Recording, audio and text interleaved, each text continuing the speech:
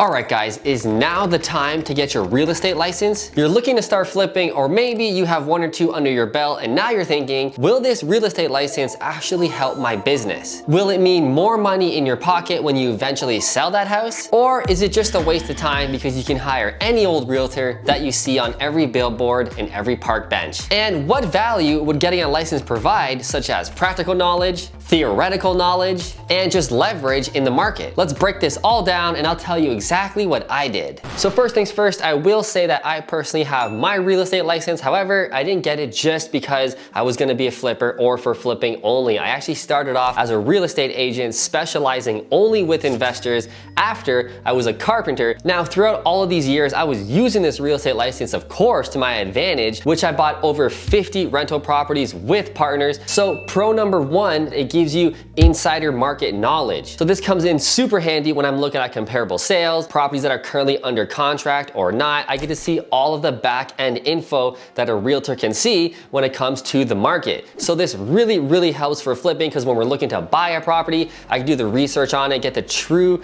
accurate data on all the comparables. I can see who owns the property, what the seller's name is exactly, so we're not wasting time talking to the wrong person. It just comes in very handy as a flipper, that is for sure. Pro number two, you save on the selling commission. Now this savings can be anywhere from 2 to 3%, maybe even more depending on what state and province you're in and what the norm is, but it's a lot of savings. So when we flip our properties, it's super hands off for me. I have my project manager, she runs the entire renovation. I actually never even step foot in the property. I don't design the properties anymore. She takes care of everything and all the contractors, super easy. And when it comes time to list, I don't go into the property either. She schedules the real estate photographer, takes all the pictures. All I really do is raise money for my flips, and when it comes time to sell it, I upload it myself on the MLS being a realtor. This literally takes me about 15-20 minutes worth of work. I write some fancy copywriting to make the house sound intriguing, and up it goes on MLS and it's ready for sale. The con number two is that you're undiversified. So if you're a real estate agent helping clients, whether they're investors or just maybe everyday homeowners or home buyers, and you're using it to sell your flips, you're all in. And if something happens like we've seen lately with the interest rates rising affecting the real estate market, if the market goes down, down goes also your sales and commissions, and down also goes the profits of your flips. Now, this is a very easy thing to combat. It's just investing in other businesses or investing in other types of market, maybe the stock market,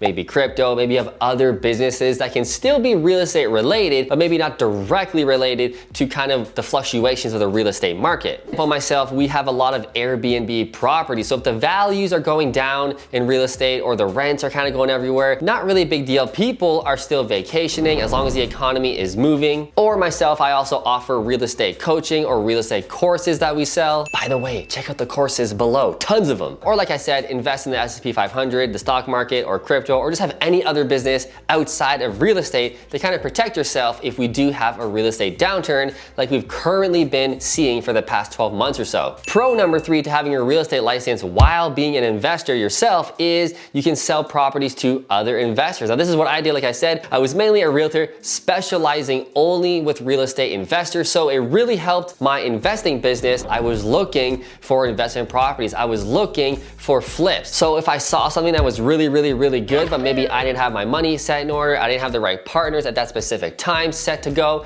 I could easily offset that property to a client, sell it to them, and make a pretty hefty commission. Con number three, the exact opposite of this, is that it can cause some ethical dilemmas. Now, it doesn't happen often, but some of your clients might be thinking that you're cherry picking kind of the best deals for you and you're selling them the crap, because if you're not buying it yourself, the property must be crap or else you would have bought it. It can get a little weird, a little hairy. This rarely happened to me because I always told my clients, like literally, I can't buy all the properties that are out there. I can only buy so many. I only have my partners set up at the time for so many. So if I see something that I really like, it doesn't mean I can buy it just like this. I wish I could, but sometimes I gotta sell properties to you guys. So fairly easy to get around. The more ethical problems that could potentially come is when you're trying to buy a flip and you're buying a property direct from seller. And obviously when we're flipping properties, we're buying properties direct from seller way under market value. We're not paying market price. That's the whole benefit we bring to the table, but we also need to make money on this flip. So we're buying these properties under market value. So the real ethical point comes in that you are a realtor. You're a real estate professional. professional, you have access to the market, you obviously know what true market value is, and if you're not paying that, it gets a little dicey. Number of ways to get around this. In the US, I'm assuming it's probably easier because everything is easier in the US. It is a more open market, capitalistic type society, so I'm not too worried about you guys. I'm sure your broker at your office can easily tell you how to figure it out. In Canada, obviously, everything is way harder when it comes to business, so we have very, very strict rules on this, but it is still kind of a gray area because as a realtor, you are still allowed to do business, buy real estate. Nobody can tell you not to buy real estate and specifically not to invest. You can do what you want in your own time kind of thing, but there are specific ways on how you need to buy the property. Can't go into exact details on how to structure the offer because one, it's kind of boring, and number two, it might not be applicable to you as the viewer, but there are certain things I have to put into my offers that I am a real estate agent, and in the offer, it specifically has to say, I am buying this property under market value for the purpose of investing. Now, you would think that a seller would read this and be like, oh my God, you're literally just blatantly screwing me. But we're very honest and straight up. We tell the sellers, even if we weren't realtors, that yes, we are buying your property under market value. That's how we do business. We need to make a profit. However, we're giving you the easiest transaction you've ever seen, but also one way we kind of get around the fear of telling the seller straight up we're buying the property below market value is that, hey, I'm not charging you commission, which is probably like 30, 40 grand for the average houses we're buying in our price range. So thereby, I must be clear in my offer according to my rules that yes, I am buying the property under market value because I'm taking off that commission. So that's kind of one way to reassure the seller that we are buying the property below. However, they already know that. Their houses are totally messed up. They're hoarder houses. And we just blatantly tell them, yes, you could definitely sell this property for more with a realtor, but then you gotta clean the property out, sweep it out, change a couple floorings, definitely gotta paint. Ideally, you have to stage, especially in this new market. And the ones who have the really beat down properties, they always go, yeah, you're right. Who cares about the extra 30, 40, 50 grand? Let's just get this deal done and you guys are gonna close on it in 2 weeks like you promised. Sweet, done, and that's what we do. The next pro is that it gives you so much credibility to your partners and specifically your money partners. Now, I've raised over $60 million from social media and these videos that you're watching, which is absolutely freaking crazy. One of the best tools I always talk about on how to build your real estate business. So by the way, hint, hint, if you want to get that course, check out Unlimited Cash below, where I show you exactly what I do to persuade people to invest with me and give me their money for investing. The partners trust you because they're like, hey, you're a full-time professional in real estate. You have all the data on the back end. You verified the deal. You know it's going to be a good, safe deal. Of course, I'll feel more comfortable investing with you than just some average Joe who says he's a real estate investor. People really want to invest with others who are successful, but who are specializing in one area. So like if you're a realtor by day and an investor by night, your whole life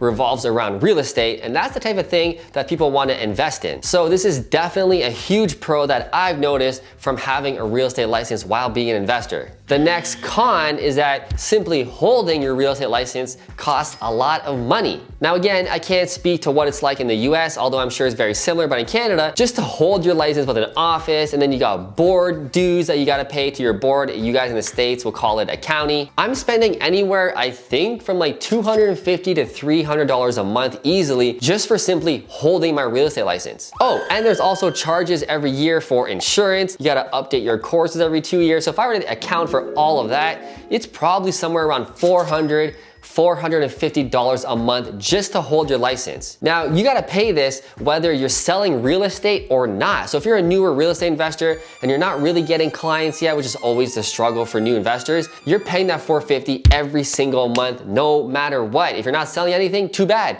You're still getting charged $450 a month. So this is why I tell investors, if you wanna become a realtor, fantastic. It's an absolutely amazing business, a great way to make a lot of money even on the side or as your main practice, kind of like what I was doing.